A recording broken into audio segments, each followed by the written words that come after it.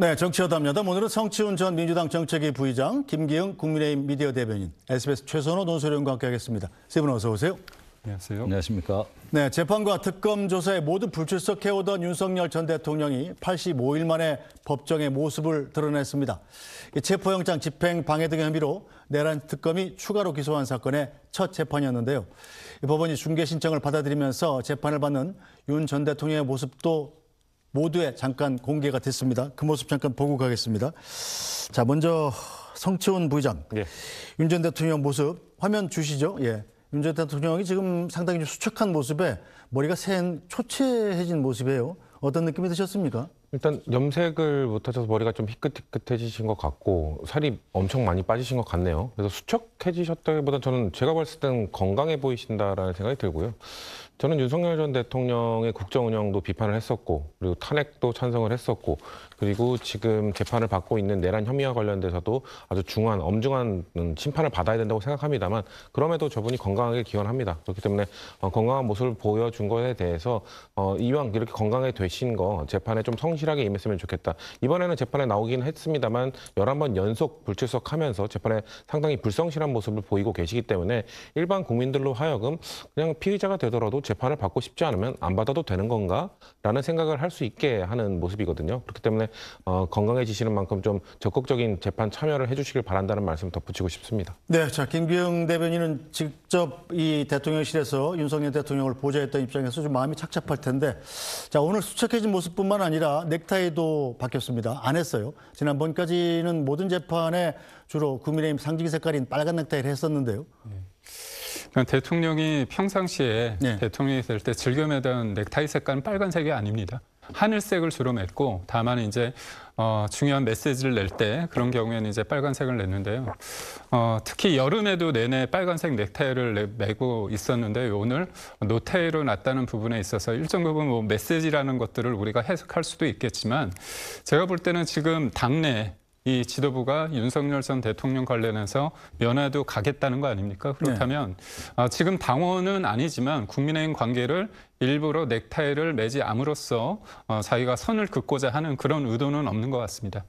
다만 넥타이를 안 맸을 때 좀 더 좀 편안하다. 그런 편안하게 보이는 그런 느낌을 가질 수 있는데 저는 뭐 경선, 본선 그리고 대통령실에서 근무하면서 윤석열 전 대통령을 지근거리에서 모셨는데 저런 모습은 제가 오늘 오전에 보고 좀 놀랐습니다. 아무래도 뭐 대통령이라는 자리에 있다가 지금 또 영화의 몸이 아닙니까? 거기에서 느껴지는 마음도 있는데 또 많이 살이 빠지신 것 같습니다. 머리도 흰색, 많이 희고 샜고 그렇기 때문에 저는 건강의 염려가 건강이 좀 안 좋아진 거 아닌가 그런 생각을 해서 오늘 뭐 보석 관련해서 어떤 결과가 나올지는 이제 재판부가 판단을 하겠지만 그 변호인이 말했던 그 건강 문제가 단순히 말만은 아니겠구나 그런 생각이 듭니다. 네, 자, 최선호 논설위원, 오늘 보석 신문이 열렸는데 재판 뒤에 자, 저렇게 윤석열 대통령이 자신이 수척해진 모습을 스스로 보여줌으로써 건강 문제를 좀 부각하려는 의도도 있다 이렇게 보이지 않습니까? 글쎄요, 근데 그 오늘 짧은 흰머리에 살이 많이 빠진 모습을 보고 이제 지지층에서는 수척해졌다라고 표현하겠지만 또 반대하는 쪽에서는 술 많이 안 마시니까 건강해져 보인다 이렇게 또 반응이 나올 수도 있거든요. 그래서 그 자체 가지고 보석에 영향을 줄 것 같지는 않고요. 그리고 오히려 오늘 재판이 사실 굉장히 길었습니다. 보통 어제 그 김건희 씨 재판 같은 경우에 40여 분 만에 끝났지 않습니까? 근데 오늘 2시간 동안 했습니다. 보석 심리 빼고도. 이게 이제 굉장히 길게 어떻게 보면 공방을 했습니다. 첫 재판 치고는. 근데 그중에서 제일 눈에 띄었던 점이 어제 김건희 씨는 자신이 직접 입장을 안 밝혔잖아요. 근데 오늘 윤석열 전 대통령은 직접 자신의 입장을 밝혔습니다. 그러니까 변호인들이 반박한 이후에 뭐 보통 이제 피고인도 같은 생각이냐 이렇게 물어보면 네 그렇습니다 하고 보통 끝나는데 내가 좀 발언하겠다고 해서 했던 말이 이번 그 혐의 중에 하나가 왜 사후 계엄 선포문을 작성했다라는 이 혐의 부분이 있지 않습니까? 여기에 대해서 이제 부속실장한테 내가 질책을 했다. 이 말은 뭐냐면 첫째, 그러니까 사후 계엄 선포문 작성 의혹에 내가 직접 관여하지 않았다. 이 얘기를 말하고 싶었던 거고 두 번째는 그거는 국방부 실무자들이 만들어서 장관, 총리 이렇게 결재받아야 되는 건데 왜 네가 나서느냐라는 식으로 질책했다고 그랬거든요. 네. 그 말은 뭐냐면은 그 부속실장이 나서서 그 문서 만드는 것 자체가 공문서가 아니다라는 취지의 주장이 들어있는 말입니다. 그래서 두 가지 근거를 가지고 자신의 혐의에 대해서 적극적으로 방어를 했어요. 이 점이 이제 어제 김건희 씨하고 되게 대비되는 부분이고 직접적으로 자신의 의견 표명을 했거든요. 그래서 네. 이런 부분들을 보면 적극적으로 자신의 어떤 법리를 주장하면서 맞선다라는 기본적인 태도, 지금까지 나타났던 게 전혀 변함이 없구나, 뭐 이런 생각이 들었습니다. 네, 재판부가 재판의 상황을 개인정보 등의 검수를 거쳐서 공개하기로 했으니까요. 윤석열 전 대통령의 법정 진술이 올라오는 대로 즉시 전해드리도록 하겠습니다. 자, 성춘 부의장, 일단 이번 재판정에서 윤석열 전 대통령의 전략, 모든 공소사실을 부인한다는 겁니다. 자, 이런 것들이 지지층에는 어떤 영향을 미칠 걸로 보세요? 일단 뭐 여전히 길거리에서 윤 어게인을 외치고 계신 분들이 있죠. 그런 분들에게는 저렇게 지속적으로 변하지 않는 메시지를 보내주는 것이 그 지지층의 결집에는 도움이 되겠습니다만, 윤석열 전 대통령이 최근에 그런 입장문을 발표하면서 본인 때문에 지금 그 군인들이 많은 피해를 보고 있다, 그들에게 너무 많은 책임을 묻지 말고 나에게 책임을 물어라라는 얘기를 한 적이 있잖아요. 네. 근데 이렇게 공소사실을 전면 부인하게 되면 이게 어떻게 되는 겁니까? 계속해서 본인의 부하들이 거짓말하고 있다. 지난 헌법재판소에서의 이 탄핵 심판 과정에서 많이 그 대치되는 모습을 보였잖아요. 본인이 책임을 지지 않고 계속 부하들에게 책임을 넘기는 모습, 공소사실을 부인하면서 그 밑에 있는 어쩔 수 없이 불가피하게 명령을 따라야 했던 부하들이 지금 재판을 받고 수십 년 동안 쌓아왔던 군인으로서의 명예가 실추되고 있는 이 현실을 정말 책임감을 느낀다면 이렇게 끝까지 부인하면 안 되는 거거든요. 본인들의 일부 그냥 정말 그 알량한 지지층을 결집시키기 위해서 본인 때문에 희생했고, 본인 때문에 상처받고, 본인 때문에 재판을 받고 있는 그 군인들을 생각한다면 저는 이런 태도는 끝까지 유지해서는 안 된다고 생각하고 있습니다. 네, 자, 김기영 대변인, 윤석열 전 대통령 자신한테 책임을 묻고 군인들은 풀어줘라 이렇게 얘기했었는데, 자, 재판에 나와서는 자신의 혐의를 모두 부인하고 있습니다. 우선적으로 오늘 재판 관련해서 크게 봤을 때 체포 방해 부분이 있는 것 같습니다. 근데 대통령 입장에서 보면 윤석열 대통령이 구속이 됐다가 구속이 취소되는 사안을 보면 지기현 판사가 얘기한 게 그렇습니다. 수사 과정에 있어서의 적법성과 절차의 명확성, 이게 해소되지 않은 상태에서 재판이 계속됐을 때 상급심에서 파기 사유가 되거나 시간이 지난 다음에 재심 사유가 될 수 있다고 얘기했습니다. 그때 결국 쉽게 말하면 그 당시에 공수처가 내란 혐의로 수사를 할 수 있느냐에 대한 논란이 있었습니다. 네. 그런 과정에 어떻게 보면 공수처가 영장 쇼핑을 하면서 대통령에 대해서 이제 체포를 하지 않았습니까? 네. 그러니까 사후적으로 그 이후에 그 과정에 있어서의 문제점을 지기현 판사가 문제 제기를 했기 때문에 대통령 입장에서는 체포 과정에 있어서의 법적인 측면에서 본인이 할 수 있다. 그 상황이 불법이 아니라는 거를 좀 강조하고 싶지 않았을까 생각이 들고요. 네. 그렇기 때문에 공수처의 체포 과정에 문제가 있는데 어떻게 체포라는 과정에 있어서 방해가 있을 수 있느냐, 그런 전략이 아닐까 싶습니다. 네, 저 최선원 수련, 윤석열 전 대통령 측의 변호인, 네. 우리 눈에도 익숙한 윤석열 정부에서 방통위원장을 지낸 김홍일 변호사지 않습니까? 네. 재판부를 향해서 뼈 있는 한마디를 했더군요. 이제 이번 사건에 대한 재판부의 판단은 오늘 이 광풍이 지난 후에도 올해 역사에 남을 것이다, 뭐 이런 얘기를 했는데요. 기본적으로 지금 윤석열 전 대통령 측의 변론 전략, 재판 전략 자체가 네. 위헌 위법하다, 오히려 네. 이게 근거가 없다라는 거 아닙니까? 오늘 이제 특검 쪽에서 공소 요지를 한 25분 정도 진술을 했는데 윤 전 대통령 변호인 측에서 오히려 45분 동안 더 길게 반론을 했어요. 그래서 그 중에서 주요한 내용 중에 하나가 지금 이번 재판의 혐의 중에 하나가 왜 계엄 선포 전에 국무회의를 해서 심의를 해야 되는데 국무위원들 전원한테 연락한 게 아니라서 한 9명 정도의 심의권을 침해했다, 이런 부분이 있지 않습니까? 네. 이것과 관련해서 우리 헌법에는 국무위원 심의권이라는 게 없다.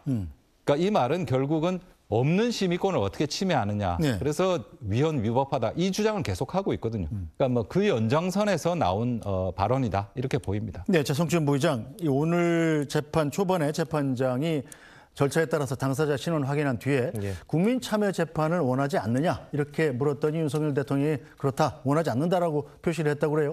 김건희 여사도 국민 참여 재판을 원하지 않았는데 이건 공통점이 좀 있군요. 그렇죠. 아무래도 국민 여론이 이 두 윤석열 전 대통령과 김건희 여사를 향한 시선이 곱지 않잖아요. 그렇기 때문에 국민 참여 재판을 통해서 이 형성을 하게 될 경우에 본인들에게 불리하다고 판단을 한 것 같습니다.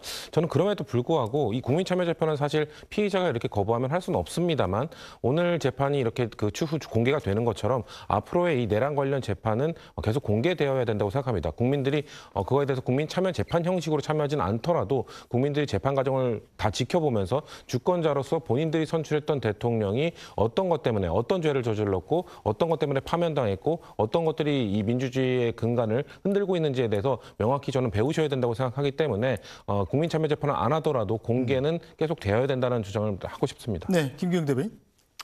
아무래도 그 사람들의 머릿속에 각인된 거는 12월 3일 밤의 그 밤 상황입니다. 네. 아무래도 군인들이 국회에 들어와가지고 창문을 깨고 진입하는 그 장면 아니겠습니까? 물론 그 부분이 시각적으로 국민들 머릿속에 각인돼 있지만 그게 전부는 아닙니다. 그렇지만 그것으로 인해서 사람들이 가지는 그리고 특검 관련된 공수처의 수사와 경찰의 수사를 통해서 알려진 내용 그리고 언론을 통해서 국민들이 받아준 내용, 받아들인 내용을 기초로 재판을 하게 됐으면 아무래도 구체적인 어떤 헌법과 법률에 그리고 증거와 진술에 의한 것보다는 사람들이 처음에 가졌던 그 각인된 정보로 인해서 일종의 어떤 여론 재판으로 흐를 가능성이 있기 때문에 수사 과정에서 본인이 아무래도 소극적으로 얘기했던 부분이 있지 않습니까? 네. 그렇다면 재판 과정 속에서 하나하나 좀 따져보면서 하기 위해서는 국민 참여 재판보다는 지금 원래대로 하는 재판이 낫지 않을까 하는 전략이 있는 것 같습니다. 네, 자, 최순호 의원실은 오늘 윤석열 대통령이 재판에 출석한 이유 중에 큰 게 하나가 바로 이 보석신문에 출석하기 그렇습니다. 위해서라는 분석이 있지 않습니까? 보석신문에서 윤석열 대통령 측의 발언 내용이 좀 나오고 있죠? 그렇습니다. 이제 그 보석신문에서 윤석열 전 대통령이 그 내란 재판에 불출석한 이유에 대해서 좀 설명을 했는데요. 본인은 이제 구속된 이후에 한 1.8평에서 생활하는 게 굉장히 힘들다. 그리고 변호인 접견을 하는 이유도 운동을 하기 위해서 접견을 하는 것이고 불구속 상태에서 재판이나 어떤 소환에 성실하게 임하겠다. 그리고 내가 동의하지 않는 증인이 지금 130명이나 되는데 재판 자체가 말이 안 된다. 이런 주장을 했습니다. 그러니까 기본적으로 방어권 보장을 위해서는 사실 이제 불구속 재판을 하는 게 맞습니다만은 지금 상황, 그러니까 그런 취지의 어떤 주장을 한 것이죠. 그리고 재판에 나가기 위해서 보석을 청구한 것이다. 보석해 주시면 사법 절차에 협조하겠다. 뭐 이런 뜻을 밝혔다고 지금 전해지고 있습니다. 근데 지금 내란 재판, 이 건 지금 별도의 재판이지 않습니까? 근데 앞서 내란 재판에 11차례 지금 재판에 나오질 않았어요. 그리고 특검 조사에 6번 불응했습니다. 그래서 이런 상황이라서 과연 그 재판부가 얼마나 설득력 있게 이걸 받아줄지 이게 의문이고, 그다음 또 하나는 지금 이 재판을 둘러싸고 있는 정치적 상황이 특별재판부인지 전담재판부인지 약간 이 정리가 필요합니다만은 여권이 굉장히 압박을 하고 있는 상황이고. 또 지기현 판사가 이 구속 취소 결정해줬다가 사실 나라가 한번 흔들릴 정도의 논란이 있었지 않습니까? 이런 상황에서 과연 재판부가 여기서 보석 결정을 할까? 굉장히 쉽지 않은 결정이다. 이런 관측들이 나오고 있습니다. 근데 보석 결정은 오늘 나올 수도 있고 보석할지 말지에 대한 결정은 오늘 나올 수도 있고 또 이게 꼭 정해진 건 아닙니다. 한참 더 있다가 나올 수도 있기 때문에 이건 좀 재판부의 이후의 내용 설명을 좀 들어봐야 될 것 같습니다. 네, 자, 김기영 대변인은 윤석열 대통령의 보석 청구가 받아들여질 가능성 얼마나 있다고 보세요? 우선적으로 이제 보석을 해준다고 해서 무죄를 의미하는 건 아니지 않습니까? 단지 이제 피고인의 방어권을 적극적으로 할 수 있게끔 도와준다는 측면이 있고, 보석을 한다고 하더라도 여러 가지 조건이 있습니다. 거주의 어떤 자유가 있는 것도 아니고 사람들을 만날 때 제한된 부분이 있습니다. 그렇기 때문에 과도하게 주변의 어떤 여론상의 어떤 정치적 압박에 의해서 해줘야 됨에도 불구하고 안 해준다고 한다면 그게 도리어 사법부의 독립에 맞지 않는다고 보고, 윤석열 전 대통령 변호인 측이 얘기하는 건 분명합니다. 그러니까 앞으로 재판을요, 일주일에 한 4번 정도 받을 수밖에 없는 상황입니다.